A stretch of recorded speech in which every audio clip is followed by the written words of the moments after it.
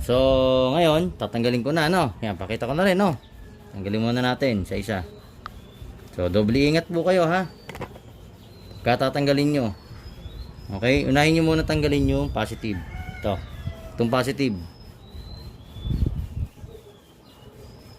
Yan. Okay, next. Yung negative, yung dilaw, ito. Kabila. Yun. So, natanggal nyo na, no? Positive, negative. Then, sunod nyo na yung iba. Madali na yun.